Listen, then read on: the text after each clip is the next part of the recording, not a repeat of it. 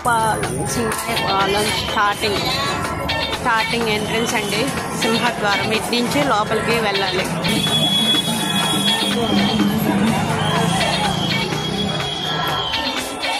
స్వామివారి గుడి.